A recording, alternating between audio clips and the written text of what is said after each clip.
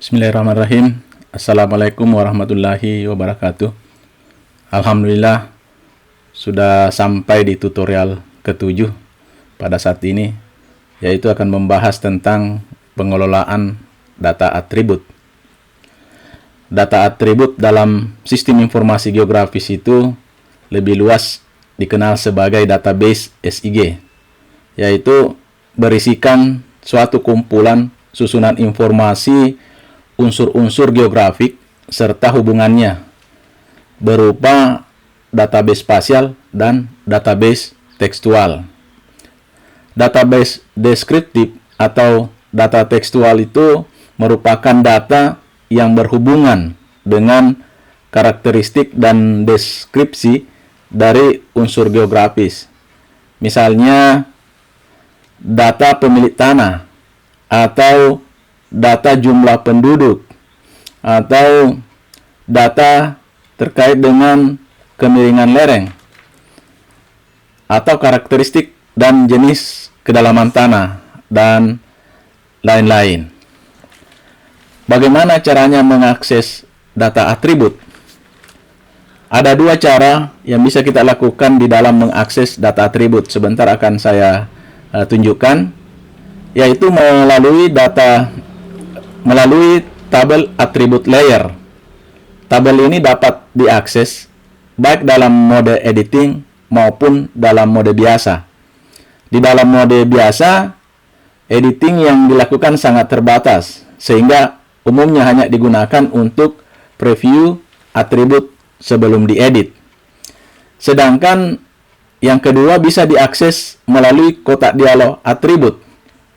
Nah, kotak dialog ini dapat diakses melalui tool attributes yang terdapat pada toolbar editor. Nah, tool ini hanya aktif dalam mode editing dan hanya memperlihatkan atribut fitur yang terpilih. Baik, mari kita lihat bagaimana pengelolaan data atribut menggunakan ArcMap. Sekarang ArcMap-nya sudah terbuka. Coba buka datanya menggunakan tombol Add Data, kemudian batas kecamatan. Apa yang tersajikan di sini adalah data spasialnya. Bagaimana caranya kita menampilkan data atributnya? Caranya dengan mengklik kanan layer yang ada di table of content, kemudian memilih Open Attribute Table. Kalau ini diklik, maka akan ditampilkan tabel yang dimiliki oleh data spasial ini. Ini kelihatan sebuah tabel. Tabel ini terdiri dari beberapa kolom. Di sini terdiri dari 4 kolom, dan kolom ini biasa disebut sebagai field. Jadi sebentar, kalau saya menyebut field, itu maksudnya kolom. Selain kolom, di sini ada beberapa baris atau biasa disebut sebagai rekor. Kemudian coba kita lihat yang di bawah sini.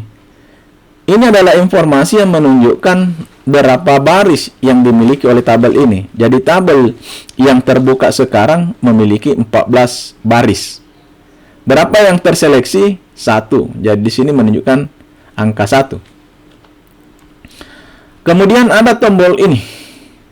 Tombol ini itu digunakan untuk menyajikan data-data yang terseleksi atau seluruh data yang dimiliki oleh tabel tersebut. Jadi, kalau hanya mau menampilkan data yang terseleksi, klik ini. Tapi kalau mau menampilkan seluruh rekor yang ada dalam tabel, ini yang diklik. Apa gunanya? Seringkali database yang dimiliki itu banyak sekali rekornya. Sehingga kalau mau fokus pada rekor-rekor yang terpilih, maka klik saja tombol yang ini. Kemudian di atas ini masih ada beberapa tombol-tombol. Ambil contoh misalkan tombol yang ini, Switch Selection. Switch Selection itu memilih data-data dari yang sebelumnya tidak terpilih dan mengclearkan data-data yang sebelumnya terpilih. Jadi dia men-switch. Yang tadinya terpilih menjadi tidak terpilih, dan yang tadinya tidak terpilih menjadi terpilih. Ini kalau di switch seperti ini. Kemudian yang ini itu adalah tombol untuk meng-clearkan selection. Sedangkan yang ini adalah men-zoom data spasialnya rekor yang terpilih. Begitu. Kemudian salah satu hal yang penting di dalam pengelolaan data atribut adalah mengelola tabel-tabel seperti ini. Pertama, coba dibuat sebuah field, jadi add field. Kemudian misalkan dihitung berapa luas setiap kecamatan dalam hektar. Nah, di sini ada beberapa tipe data yang bisa digunakan. Tipe data yang pertama yaitu short integer. Jadi short integer ini digunakan untuk angka-angka tanpa pecahan, tanpa desimal. Dan tipe ini cocoknya untuk data yang berupa ID misalkan, atau nomor, urutan, dan kode. Kemudian di bawahnya ada tipe data long integer. Long integer ini sama dengan short integer yang digunakan untuk angka-angka tanpa desimal, jadi berupa angka bilangan bulat, namun dengan jumlah yang bisa digunakan lebih besar daripada tipe data short integer. Yang ketiga adalah tipe data float. Tipe data float ini digunakan untuk tipe data angka dengan presisi tunggal yang ada desimalnya, atau angka yang memiliki angka di belakang koma. Kemudian jumlah presisinya bisa ditentukan pada saatnya dipilih tipe data ini. Kemudian yang kedua adalah double. Double itu digunakan untuk tipe data dengan angka yang memiliki presisi ganda. Kemudian tipe data ini mirip dengan tipe data float. Jadi dia menyimpan data angka yang ada di belakang koma. Jadi dia menyimpan data numerik yang memiliki angka di belakang koma. Kemudian yang ketiga adalah teks. Digunakan untuk semua karakter yang bertipe teks dengan rentang jumlah karakter 1 sampai 255. Tipe field ini digunakan untuk nilai teks seperti nama tempat, anotasi, atau label. Misalkan nama kecamatan, ya kan? Kita menggunakan tipe data teks. Kemudian yang terakhir date. Date ini digunakan untuk menyimpan tanggal, waktu, atau tanggal dan waktu. Nah, sekarang untuk luas itu kita pilih float. Float, kemudian berapa presisinya, berapa angka di belakang koma, misalkan 2 angka di belakang koma. Nah, sekarang sudah terbentuk kolomnya. Begitulah caranya membentuk field. Kemudian bagaimana menghitung luas dari setiap kecamatan? Diklik kanan nama kolomnya, kemudian gunakan calculate geometry. Kemudian pilih satuannya. Di sini digunakan hektar. Sekarang keluar semua luasannya. Perintah yang berikutnya adalah menggunakan table option. Table option gunakan select by attribute. Nah, fasilitas ini sangat banyak digunakan di dalam pengelolaan data atribut. Karena dengan fasilitas ini bisa memilih data-data yang ada di dalam table berdasarkan kriteria-kriteria yang ditentukan. Misalnya, mau memilih kecamatan dengan luas yang lebih kecil dari 10.000 hektar. Jadi luas, ini gunakan nama filenya, kemudian lebih kecil menggunakan ini, kemudian pilih 10.000, baru apply. Di sini kelihatan yang mana saja kecamatan memiliki luasan lebih kecil dari 10.000 hektar. Itu untuk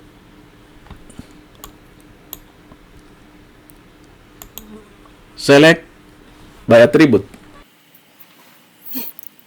Berikutnya adalah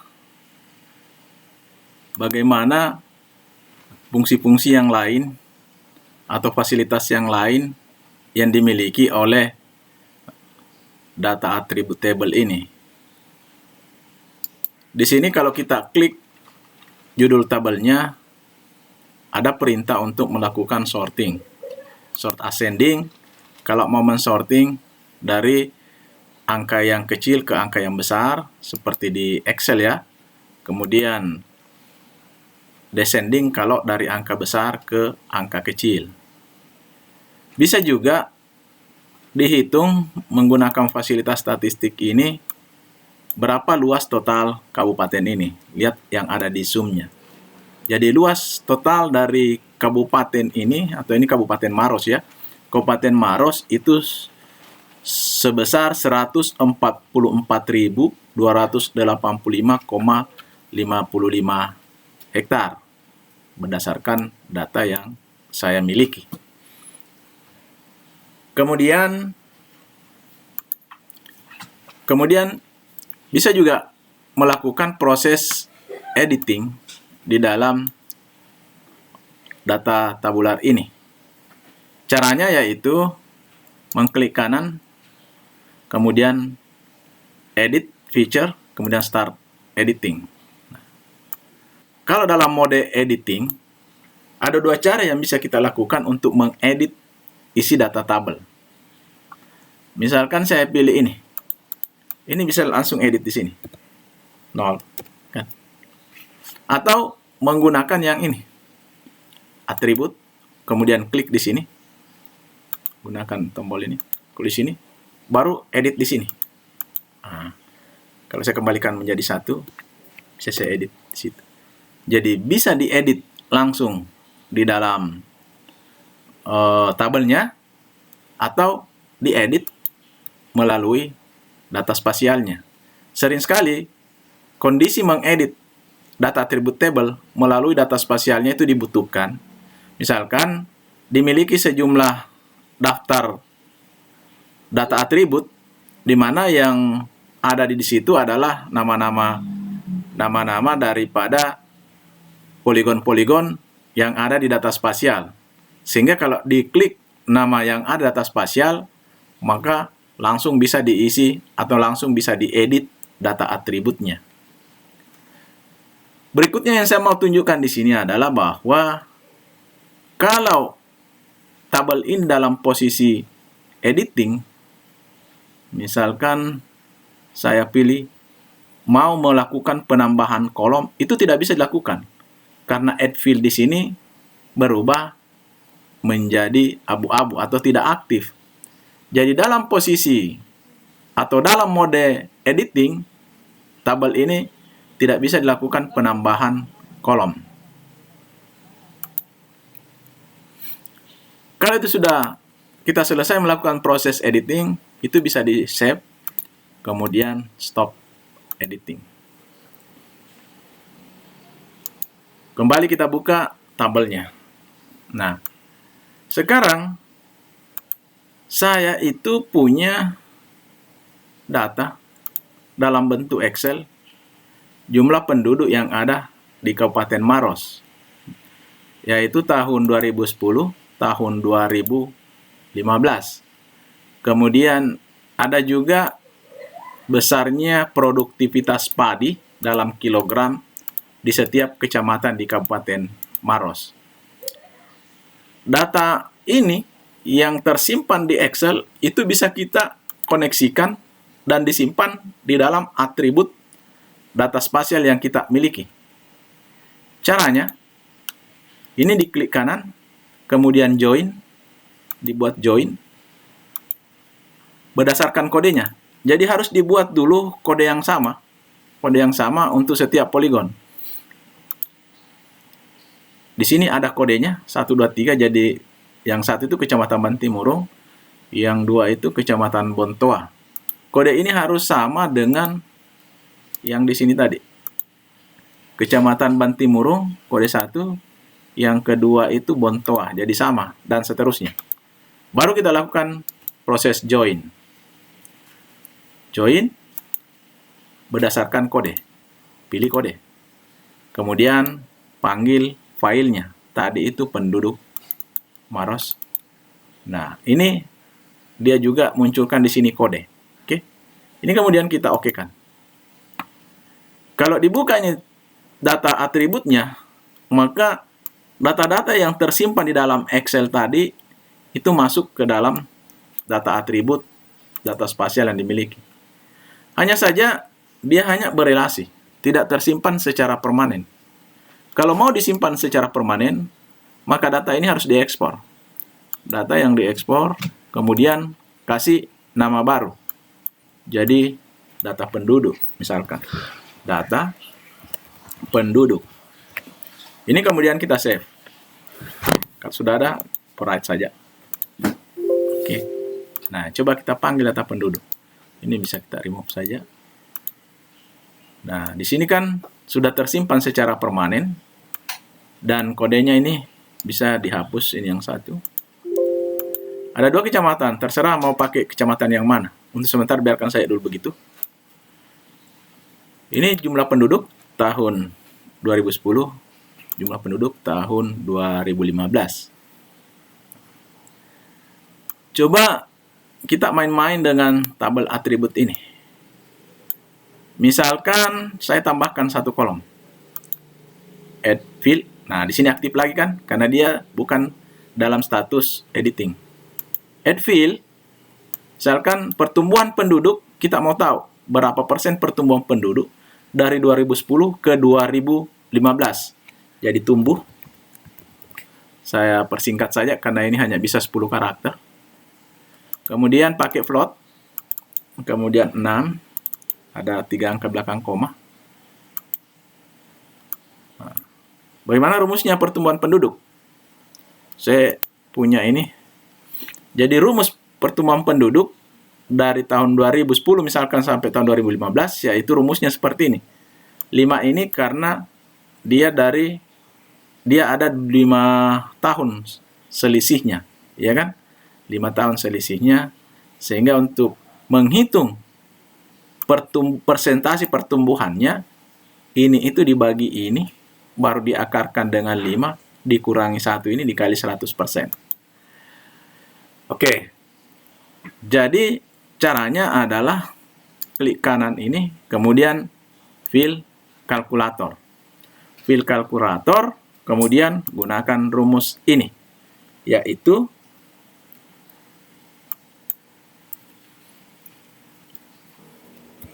tik dulu yang ini, kurungnya, kemudian ini dipangkatkan, jadi matpu,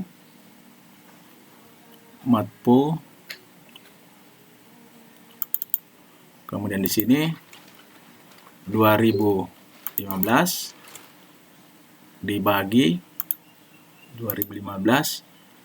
P 2010, kemudian Ini koma dipangkatkan dengan 1/5 atau 0/2.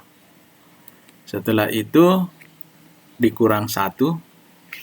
Ini dikurang 1, kemudian dikali 100. Oke. Nah, jadi kan?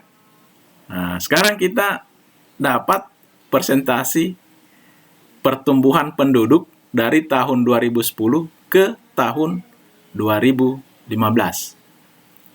Nah, sekarang kalau kita mau tambahkan lagi satu kolom penduduk tahun 2025 misalkan. Tahun 2025. Berarti 10 tahun dari sini.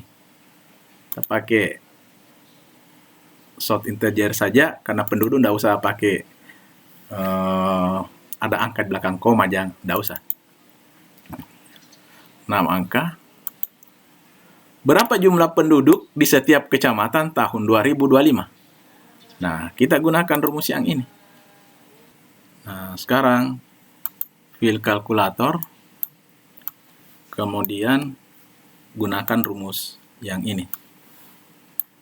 Jadi, kita ambil base-nya 2015.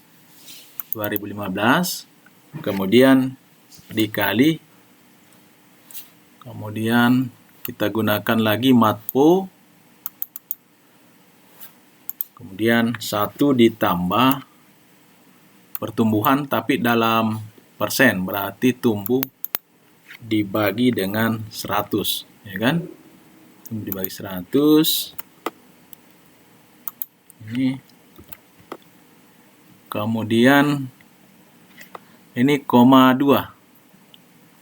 Jadi kalau ini kita kasih kembali kurung. Ini bukan koma 2. Ini koma 10 tahun kan, dari 2015 sampai 2025. Jadi 10 tahun lamanya, baru kita okekan. Nah, inilah jumlah penduduk pada tahun 2025. Nah, sekarang coba kita pindah ke kasus yang lain. Di sini ada peta penutupan lahan. Nah, ini peta penutupan lahan. Kemudian peta ini kita overlay dengan data penduduk. Overlay menggunakan georeferencing, kemudian di union. Jadi data penduduk, kemudian penutupan lahan. Baru kita kasih nama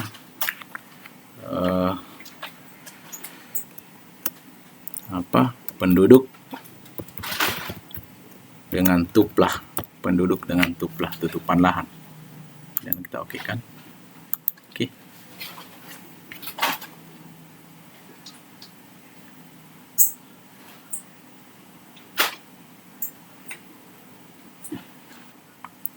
Setelah kita melakukan overlay, maka kita hitung luasnya dulu. Luas hasil overlay, hitung ulang. Ini kemudian kita hitung dalam bentuk hektar. Setelah itu dihitung, maka kita ekspor menjadi Excel. Table to Excel. Jadi penduduk tuplah ke Excel, juga penduduk tuplah. Yes. Adakah? Kasih nama yang lain. Penduduk tuplah 1 tadi sudah.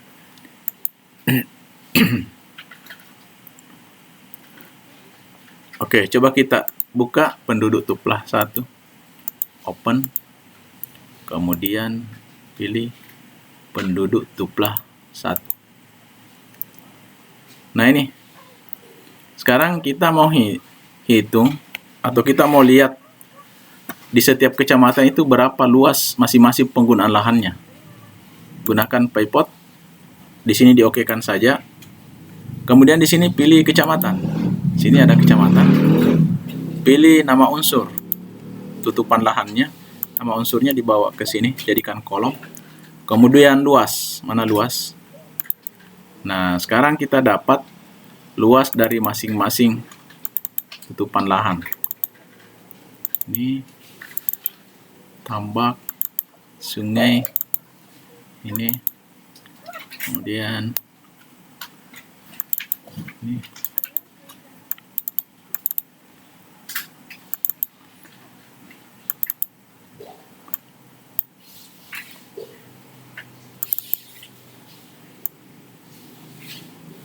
Sampai kepada sawah.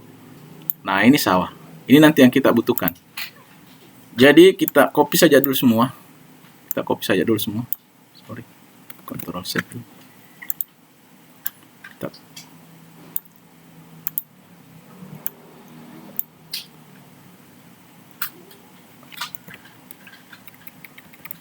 copy saja dulu semua. Sampai grand totalnya. Kemudian kita simpan di file tersendiri, new. Nah, paste dengan angka value. Nah, sekarang yang lain itu kita tidak butuh. Yang lain ini kita tidak butuh kecuali sawah ya. Delete. Kita hanya butuh sawah, luas sawah, delete. Oke, ini BTS page. Oke. Oh, BTS page-nya ada, saudara. Ini delete saja kalau gitu. Kecamatan ini sawah. Oke, ini kita simpan. Ini simpan file, save as, baru kita kasih nama sawah. Kita kasih nama sawah. Pengelolaan data atribut. Sini kasih nama sawah. Oke, itu tutup, ini tutup. Nah, coba lihat tadi. Open atribut, ada kecamatan, ada ini tidak dibutuhkan, delete.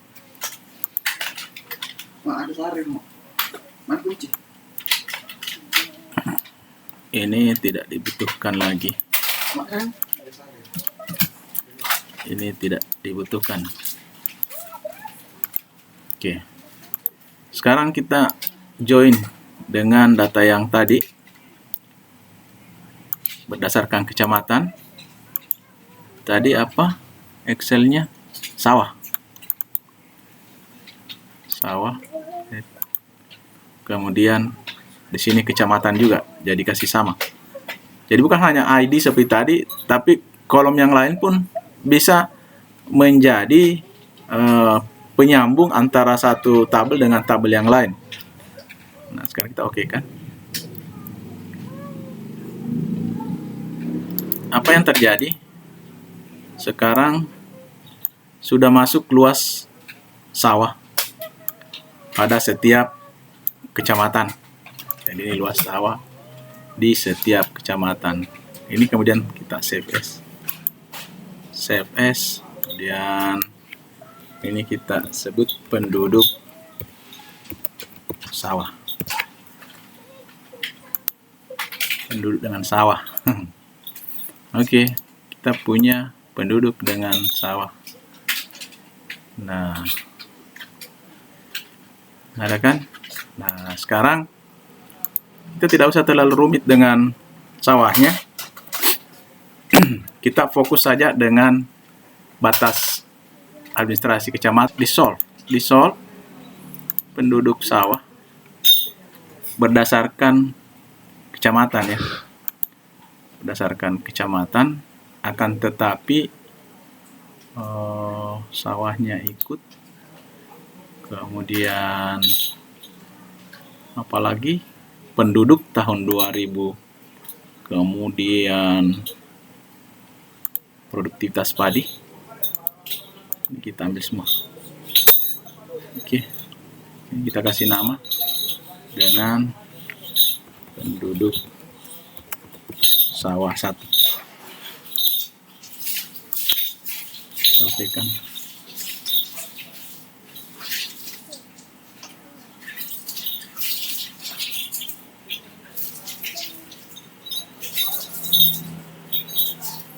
Nah, sekarang Anda lihat, ini luas sawah di Kecamatan Bantimoro, ini luas sawah di Kecamatan Bontoa, luas sawah Kecamatan Camba. Sekarang ini adalah produktivitas padi kilogram per hektar. Ini adalah luas sawah dalam hektar, sehingga kita bisa hitung headfield produksi padi. Ini dalam plot 12, 2 angka di belakang koma.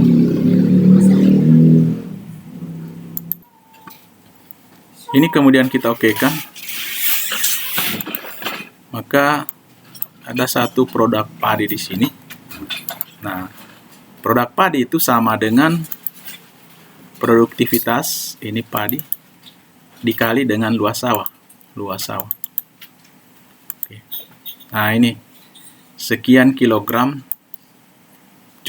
padi yang dihasilkan setiap kecamatan. Nah, sekarang kita tambahkan lagi satu kolom beras. Berasnya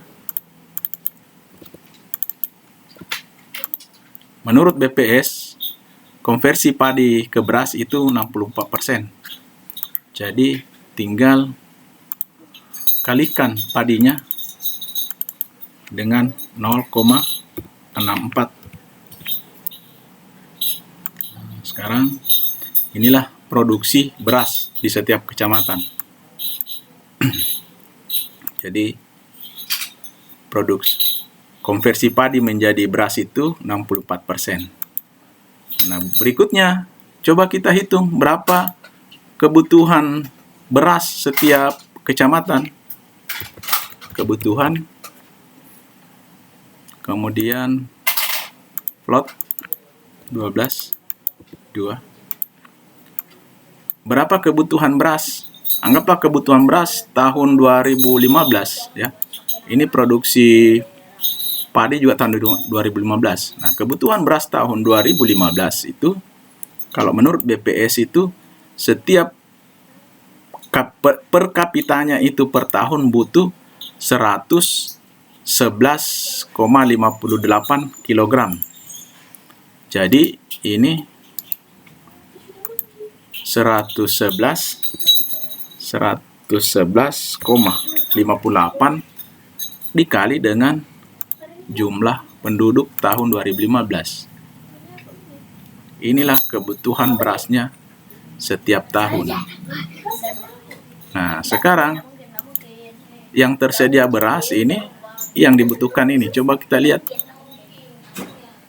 Headfield, jadi apakah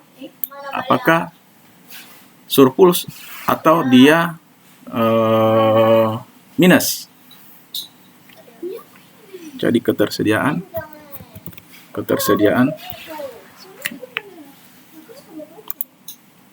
plot 12,2. Plot 12,2.